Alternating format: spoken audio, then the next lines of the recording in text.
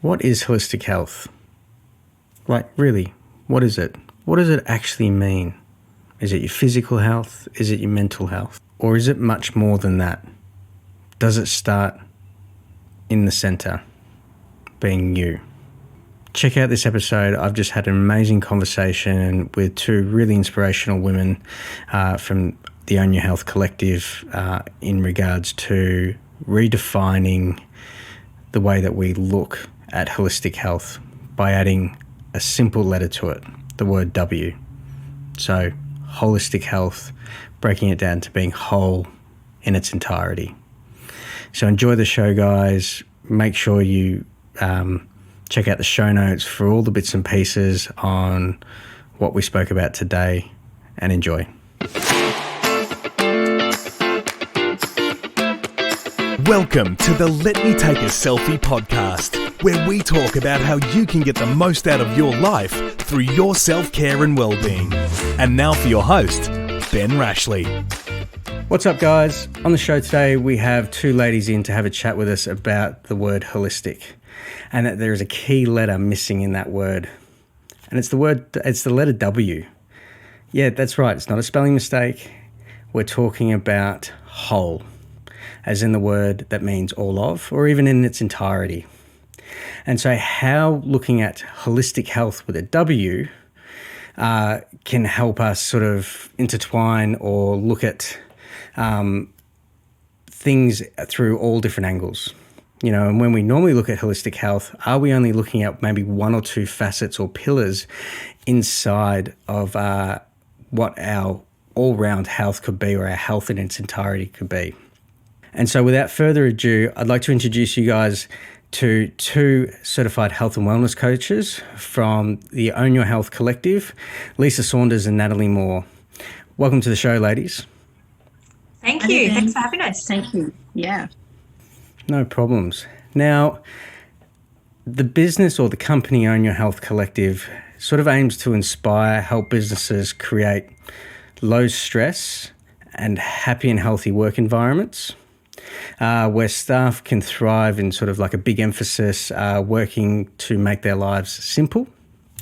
And you guys offer these through ways of providing options to suit sort of all different types of needs, such as workplace wellbeing programs, even sort of online resource platforms, interactive workshops, group and even one-on-one coaching. And you've even sort of recently released sort of an Instagram TV show on Wednesdays called Holistic Wednesdays, being holistic with a W. Now, being two ladies from Melbourne that has like 40 years collective experience in the corporate world, we would love to know how you went from being office workers or corporate junkies to doing this big life turn into helping other people and creating a business to help others through a lot of different facets. Yes, big question. You know what? This is Natalie here, and I got to the point where I decided I no longer wanted to work in a toxic environment. I'd been in manufacturing, in sales for 10 years or so, and I was taking the stress of that work and that workplace with me back home.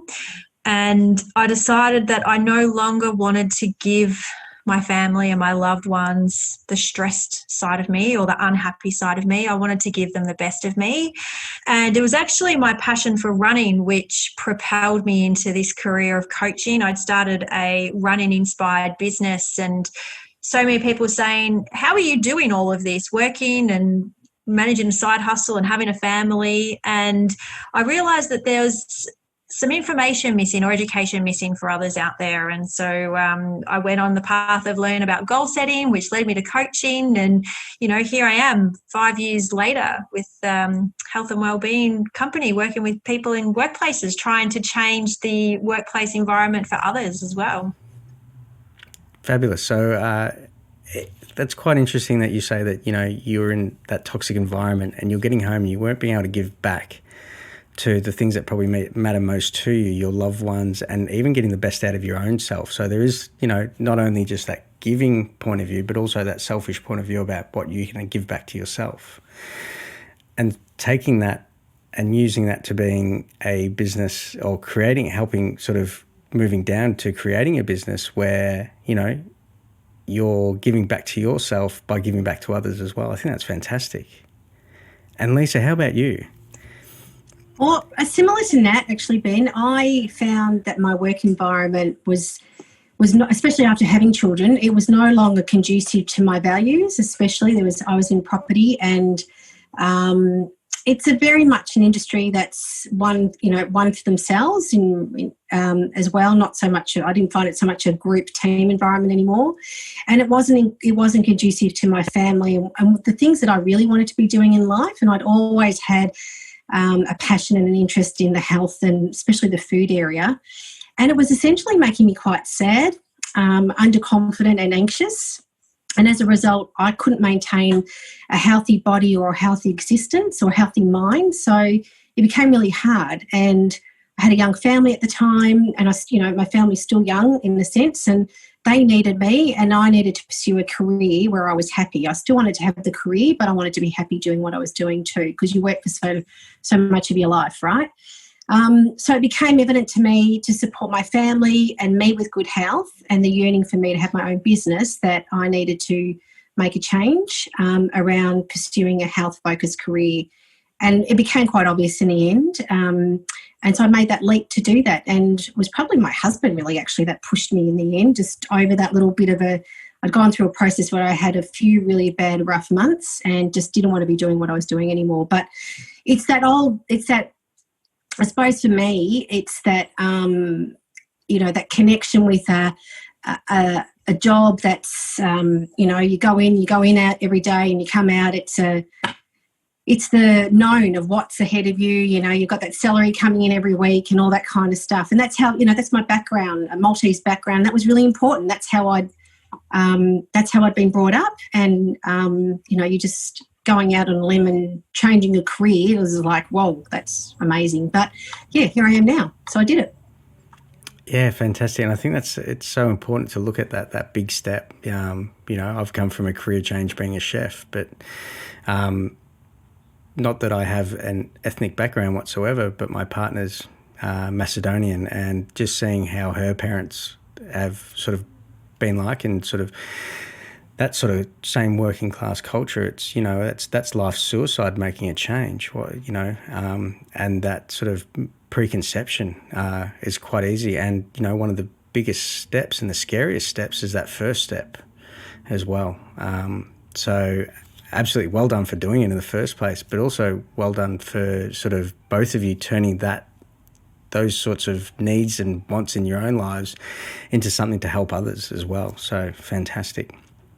Now, hearing a lot from the both of you, you're talking about sort of changing that sort of view of being in a toxic environment, bringing that stresses back home, losing confidence, family needs and family needing, two mothers that, that probably their work life was sort of sucking that energy and sort of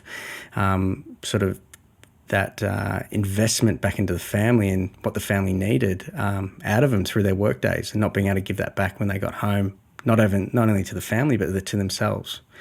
And so that also gets back to, taking care of yourself, right? Which pretty much sort of leads us to our conversation today about holistic and what that actually means to you two ladies. Now, you've sort of recoined the word holistic to start with the letter W, as in whole-listic. What does that actually mean? And sort of, could you give, the listeners a bit more of an insight about that? Yeah, well, you're right, Ben. As you said in your intro, it's definitely no spelling mistake, but it's very intentional. When we started Own Your Health Collective, it became very clear from the outset that we wanted to have this very intentional play on the word whole.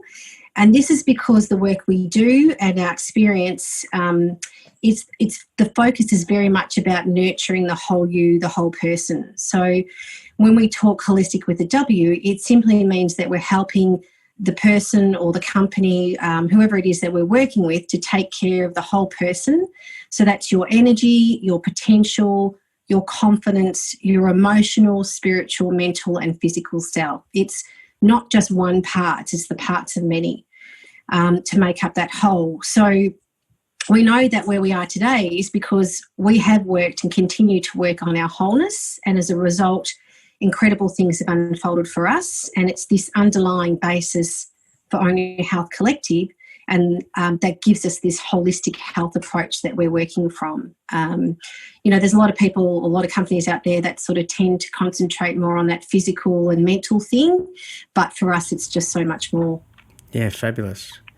And I think that's really interesting how you said helping the whole person. It's not helping the person through their physical ailments, not just helping the person through their sort of the mental stresses or the mental problems, and or even self-development and so on and so forth. You're trying to look at it in purely what we sort of say is holistic health. However, sometimes that can sort of be beeline to usually one or two certain, pillars of those sort of things or principles that you'd stand by. So knowing a little bit more about you guys as well, in comparison to the readers, I am going to bring up a little bit of a subject because I've seen this in your websites, and I've seen this where the two of you and I sort of have had chats in the past as well about these 5 pillars, and these 5 pillars of these 5 pillars of health that make up sort of the holistic health, or sort of how you guys focus on that holistic health. And I would really love to know a little bit more about that, and also the 5 different pillars, and a sort of like maybe a brief outline of sort of what those 5 pillars are and sort of what they really mean as well. That'd be awesome. Yes, well, I have that exciting task of sharing with you our 5 pillars, because it is something that really shapes all the work that we do, and the message of not just Own Your Health Collective, but this whole notion around holistic health and also around simple health as well. So if we look at the 5 pillars, it's made up of the self, physical, mental, emotional, and spiritual self.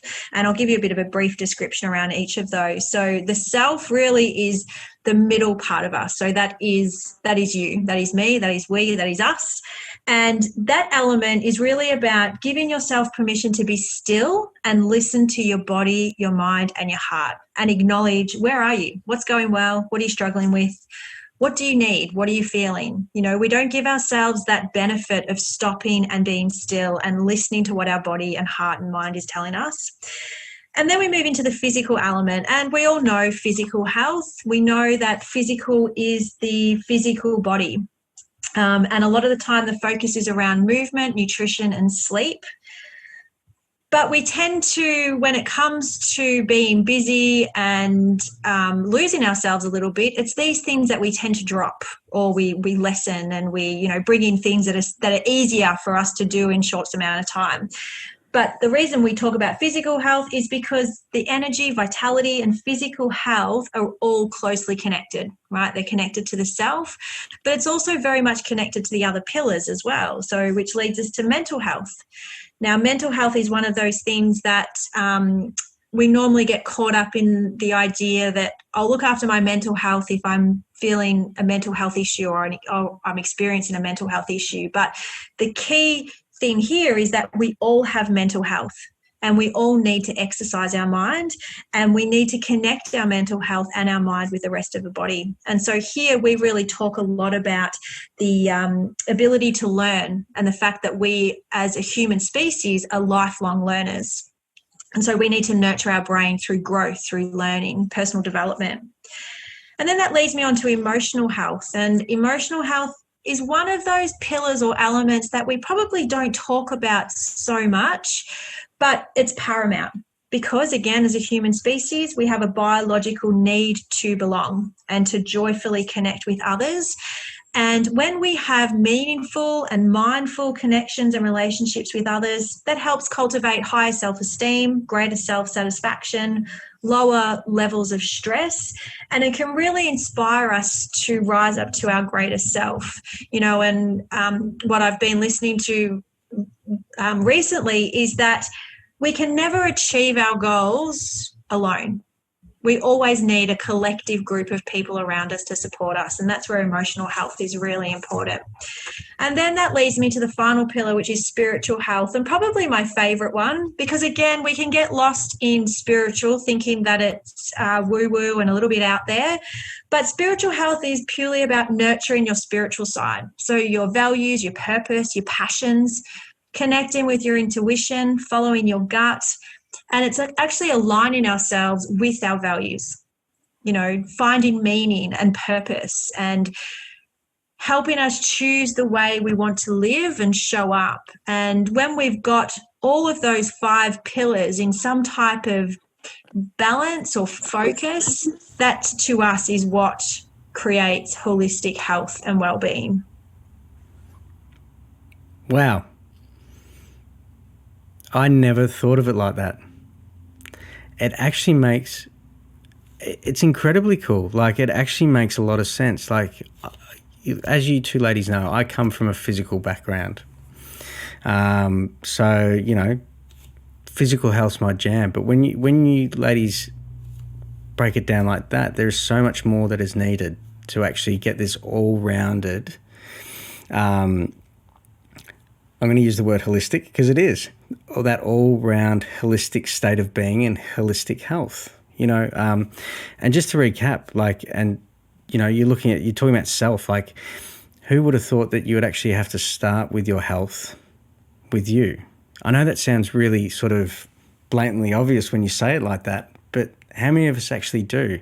And you're saying giving yourself permission to listen, like, how many people actually not hear their bodies with their ailments and their problems, but actually listen. So take it on board, really process it, and then act upon it.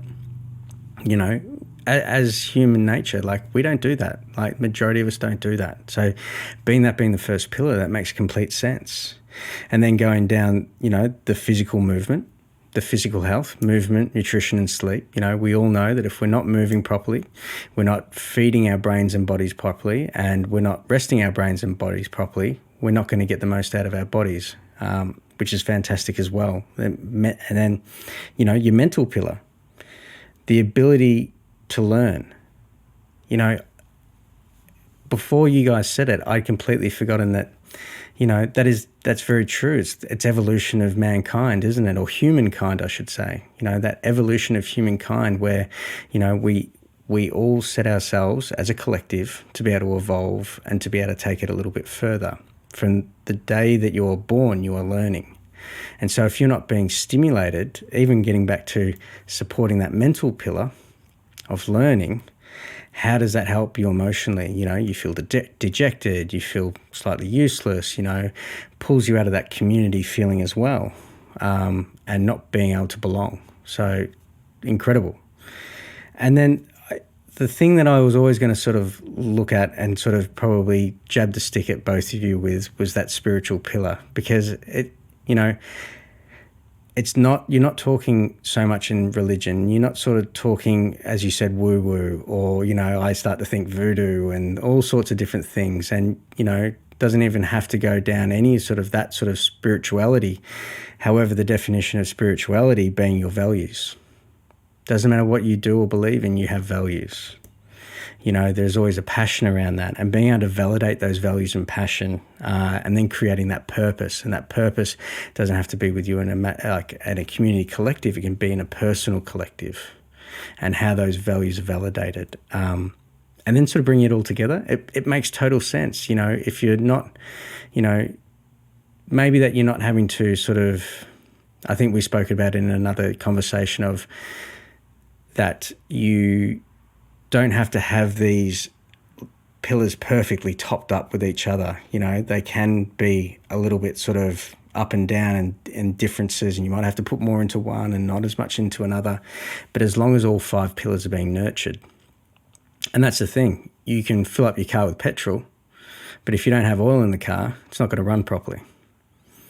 You don't have coolant in the radiator, It's not going to run, it's going to overheat. And so you start to add all those different elements in to become this sort of, a much smoother operating being and a much sort of happier being. And, you get down to being validating on sort of your purpose in life and your whole as well, which brings you back to holistic. Look at that. So that's incredible. Yeah, look at that. Just reasoned with it all. But that's beautiful. I really love that. So now questioning that, because I've just come to you guys as a bit more of a layman sort of term and gone, well, okay, I only know about 1 or 2. You tell me about 5, and you have. Do the two of you think there's a reason why the general community only really look at maybe physical and mental health when we talk about holistic health? Yeah, you know what? I think there's really a lot of past conditioning around that. Like if you can reflect back to the 80s, I was a child of the 80s, and that Life Be In It, all those active campaigns, that I think there's just so much emphasis on physical activity, so the 80s and 90s. And then really, I guess the 90s and into the 2000s, we've seen this increased awareness of mental health. And so I think as a collective, as a community, we tend to follow the trends. And I think it's just been a natural gravitation that we've, followed through from the 80s and 90s now, physical and mental health. But I think we know to a degree that there is that emotional, we need those connections and, we need to know what's important. But somewhere along the line, we lose it. And I guess that's why a lot of us lose ourselves at some point through stress and juggle. And, I think our current circumstance is really highlighting that to a lot of people as well, that, we somewhere we lose those other elements, whereas the media and community expectations are out there is that we're, looking after our physical and our mental self. So we can, it's interesting how you say that. And it's like things do come in and out of fashion, but we can also be highly, I don't want to say manipulated, we can be we're highly impressionable beings, aren't we? And so when there's a lot of talk about it, that becomes the new normal and the new sort of outlook on it and there's nothing wrong with physical and mental health. We need that. It's definitely, but are we sort of leaving a few things by the wayside? So it'd be lovely as a community and, as a group of listeners here on the show to actually start to, spread that view of the 5 pillars and that going back to what is really holistic. And, it's not just one half of the circle. You've actually got to fill the whole circle. And so being able to spread that, as a community, could we actually do that ourselves? Could we actually change that fashion? That'd be an amazing thing and it'd be an amazing feat, wouldn't it?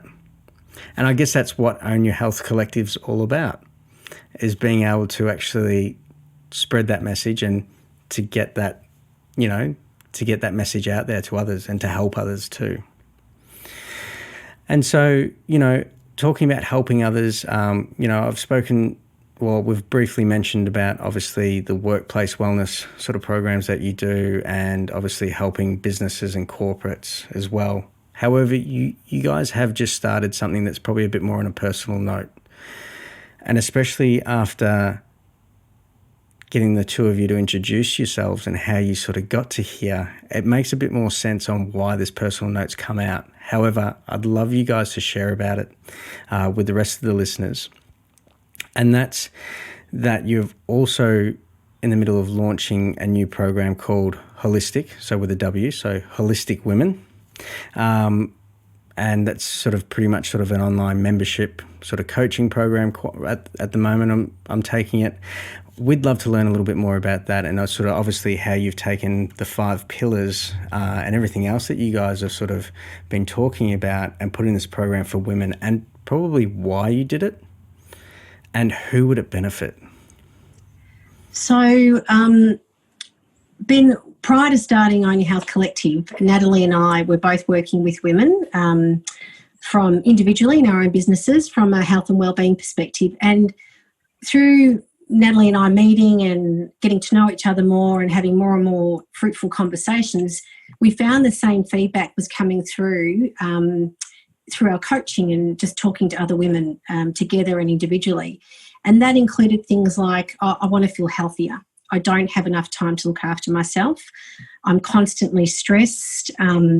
Emotionally and spiritually, I'm drained. I'm juggling everyone else and putting their needs first, but my needs seem to come last, or they just get lost. Or on the flip side, it could be just that one woman who has no family and they don't know where to start with. And, there's lots of crazy messages out there. So when they're finished working for the day, they're so tired, they're not moving their bodies, they're not eating well, and they're not looking after themselves. So it was a consistency of messages that really weren't changing. They kept coming through, and for these women, and it was taking a toll on them and on their health, their body, their mind, and their souls. So we continued that over the last year. We've been doing quite a lot of research through questionnaires. We did a Women's Expo last April in 2019. And what came from that is that many women said that they've lost themselves. They're forgetting where they should be, or better still, where they'd like to go. They want to go somewhere, but they don't know how to get there. The common thread through it all was that they're all stressed. And I'm not talking, I wouldn't call this what Nat and I would call maybe a healthy stress, that sort of you experience that short burst of stress and it turns on and then it turns off. It's that constant stress it's there all the time and it doesn't go away. So, and what backed that up was, as you've heard, Nat and I have also been there, and on the back of the feedback and the same messages, we were basically driven to help other women get back on track and educate them on how to look after themselves, create the space and do the things that really matter to them. And, both professionally and personally, because, women, they've got families, but like Nat and I, but they also would love to pursue their careers and, give back from whatever medium that is. So whether you're career focused with or without a family, they're craving that something to get them back on track. So that's how Holistic Women really came together. And it's really aimed, I suppose, at that 35 plus woman who may or may not have a family, but they're very focused on themselves, their career, and definitely, or their family and career, and they're definitely wanting to create the best version of themselves in life so they can thrive. And I think that's the key at the end, creating the best version of themselves and thriving with the environment they find themselves in. So that's how Holistic Women came about. Fabulous. Now, one thing when you sort of spoke to me about that and the reasoning behind it, and sort of, if you could say your avatar of a client that this would help, it sort of screams to me this martyrdom, as in like you are taking to your own, you're making detriment to your own self for the benefit of the cause and the benefit for others. And there's nothing negative about that. However, being from a family of some very strong female characters in my family, and working, like I'm the only male in my workplace, so I worked hand in hand with some very inspirational and strong women. Would I be wrong in saying that, that sort of, that point of wanting to give and to constantly give and give and give and give and give without sort of topping up your own buckets is very common in the female gender, especially sort of in sort of like that woman of motherhood, or in sort of, around that sort of more of a mature female? Yeah, I would say definitely yes. And whether that's a product of our upbringing or stereotypes or however it be, is definitely out there. And I think there's an underlying feeling in the way women just exist to provide, and whether you've got a family or not, there's always people that you want to care for and all that kind of thing. So it's inbuilt there, but I think we've got so many more opportunities ahead of us these days. And apart from using the phrase that you want it all, but you do, how much I get a lot of satisfaction out of a career and doing my own work, but I love my family incessantly, and it's the same with Nat. She gets obviously a lot of satisfaction from her family. But I think at the end of the day, if you're not filling your own cup with how you want to feel and feeling great and ticking off things and achieving things, you're not going to be any good to anyone. So it's really important that you're healthy and you're thriving. Yeah, and I think your comment there about important to be having a career and a family, I think you're ticking off your emotional pillar there, aren't you? Or just point of wanting to belong and being in community and having this sense of, of who you are. Who is the Lisa? Who is the Natalie? Yeah, that's really beautiful and interesting. So if you were to talk about, still on this sort of holistic woman program, if you had a lady come to you and join the program. Now this program is a sort of like a continuing membership thing, but if we were to say maybe a 5-month period, giving a month for every pillar, in 5 months' time, what would that potential client or that person who had come to you 5 months ago, where would they be in 5 months' time? What would they be looking to expect out of something like that? Yeah, so really the Holistic Women program comes down to transformation. We're going from where you are today or how you're feeling today to really on the path of where you want to be.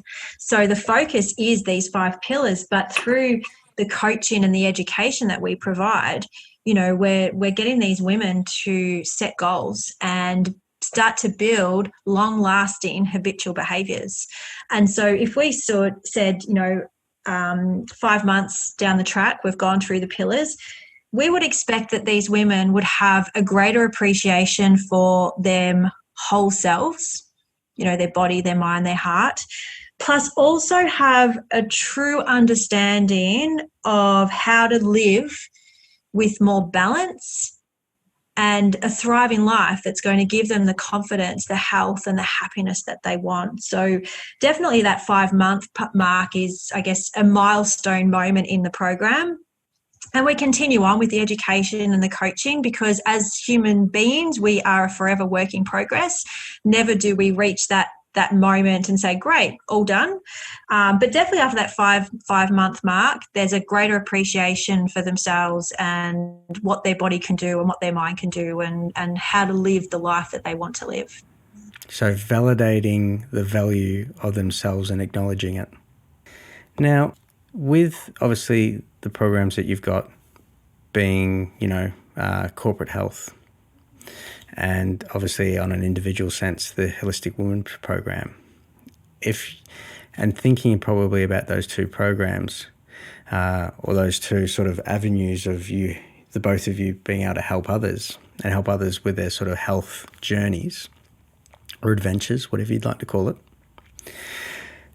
If there was one thing for the listeners to take out of today, one little pearl of wisdom, what would that be? I would say that focusing on the whole you appreciate that you are one big moving part from your head to your heart and your mind and the world that surrounds you as well. Fabulous. So it's now come to the time of the show where we have a segment called the Rapid Fire Questions. Now, these questions don't change. They are the same 5 questions that every guest gets asked on the show.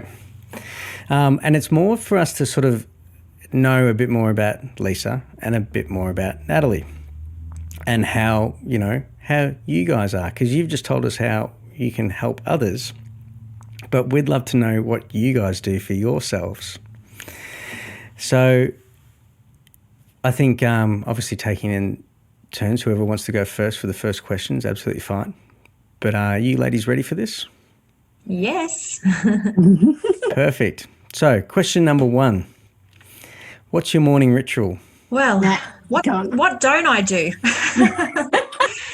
So my alarm, I don't even have an alarm anymore, but 5 a.m. I wake up and I start off with some meditation or mindful work, into some yoga, my lemon water, and some journaling. So for me, it's all about the mind and movement for me in the mornings. Mm-hmm.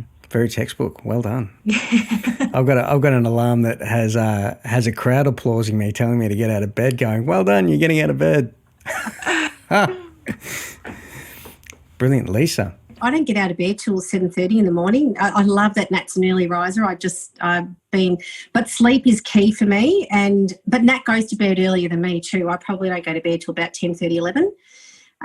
Sometimes a bit earlier, but that's So I get up. I've had a really good sleep. I love sleep, and I do a lemon and water. And I also add a green algae powder and a vitamin C powder to it, and I mix it up and drink it down.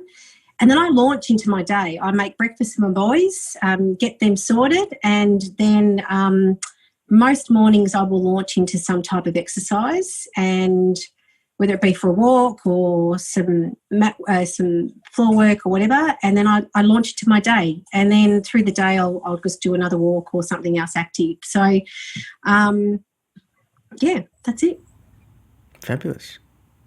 Favourite health habit? Yeah, well, I think definitely for me I've probably got two. It's the waking up early, and that's on the back of having 8 hours sleep. But movement for me, whether it's yoga, stretching, running, biking, whatever, movement for me, definitely. Yeah, I've got two as well, and movement's definitely there. It helps my thought process and keeps my stress levels healthy. And another one for me is I'm a big vegetable fiend, and I look at the ways that I can incorporate seasonal veggies into our meals every day, and I just think it's key. We're not having enough veggies, so don't get me talking about veggies, Ben, because I'll have you there for a whole podcast. Well, I had a pie today for lunch. However, it was a broccoli and cauliflower pie from the local health food shop. Third question, most valuable lesson learnt to date? Mine is a quote which just sticks with me all the time, but energy flows where attention goes. And it's just something that has resonated with me since I heard that 5 years ago. And it's just so true that where your attention is, energy just naturally flows to that. So I do my best to protect my attention, to protect my energy. There you go. We're not as clever as we think we are by being able to channel that sort of stuff, are we? So we're quite simple creatures. We are. Yeah, and look, I think mine is I love learning, and I know Nat's the same, and but you can never stop learning. There's always something new coming about, and so I think the most valuable lesson for me is that you don't just stop, you just keep learning. And for me, it's about, I rarely read a novel. I read stuff about health and wellness. So no matter where you are in life, you've just got to keep learning. Yep. Beautiful. Next question. What workplace or productivity tool couldn't you live without? For me, it's my progress journal. So I opened up that I'm a bit of a journaler, but I love it to be able to set my 3 priorities for the day, set some intentions, and then finish the day off with a bit of gratitude. So yeah, that's the key item I couldn't live without. Perfect. Bit of mind mapping. Yeah. And mine are pretty simple, actually. I've got 3, but they're all intertwined as far as I'm concerned, because they're all always on the desk with me. But my diary, my notepad, and my phone. I don't know if that's a good or bad thing, but my life is in my phone, my diary, bits and pieces, different apps that I use. So, yeah. And I'd love to know, Lisa, do you find your phone makes you a more efficient person or a less efficient person? I would say more efficient, actually. So you got the discipline. Yeah, that's right. So, yeah. Lovely. Last but not least, this is always my favourite one. I like to know this on everyone. Life motto. So mine is really that everything is possible, but you just have to define that everything at that time. Great. And mine is keep it simple, life is short, be happy. Geez, that's a bit bigger than the KISS method, isn't it? That's fantastic. Yeah, but it's true. Oh, I like that too. That's great. Now, one last segment on this show. Ladies, imagine the both of you are stuck in an elevator. You got 20 seconds and you've just met a person in this elevator. In those 20 seconds, what would you tell that person? Probably looking at sort of like some information on this show or anything like that. if you could put that all into 20 seconds, how would you do it? What's your elevator pitch? So I would say thriving well-being is the ability to feel good and function effectively. And through nurturing the whole you, your confidence and your health and your happiness can come alive. I've got nothing to say to that. That's fantastic. Yeah, and I'm pretty much the same as Nat. So we sort of talked about that one a little bit earlier, and it's almost like someone leaked a question to the both of you. Yes. Well, you know. Brilliant. Well, you know what? If you're both agreeing with it, you know, you can't exactly say that you're not business partners and you're not coming down, bringing Own Your Health Collective down the same pathway, are you? So that's fabulous to hear. Now, Own Your Health Collective, for all the listeners out there, where can they actually find you, the both of you? You know, can you give us some details on that? Whether it either be for the workplace health or even the, you know, personal holistic health, the Holistic Women program, any of those sorts of things, where could our listeners find the both of you? Okay, so the first place they can go to is our website, which is www.ownyourhealthco.com.au. Had a mental break. So there's a lot of information there. They can go straight through to our different programs. Some of them are free, some of them are low cost from there. We're both on LinkedIn individually, and we also have Own Your Health Collective LinkedIn page. We're on Instagram, you know, don't forget the socials, and it's Own Your Health Co on Instagram and Own Your Health Collective on Facebook as well. So, but, you know, first point of call, if they want to go to the website, there's definitely all the information there. Contact us and flow throughs to the programs and Instagram and Facebook as well. Brilliant. And we'll make sure all these sort of links and attachments are in the show notes. So you'll be able to check out the show notes after the show and find where Natalie and Lisa are. Well, that brings us to the end of our show. Thank you very much, ladies, for coming on. And it's been so great for you to probably open our minds or complete that circle of what holistic health is. Thank you. Thanks for having us. Yeah, great. Great. And so, guys, if you've liked what you've heard on the show, please make sure that you hit subscribe and ensure that you're telling 3 friends about the show on what Natalie and Lisa have said today with holistic health, especially people that you think that this would really benefit from. And as always, don't forget to give yourself permission to take a selfie.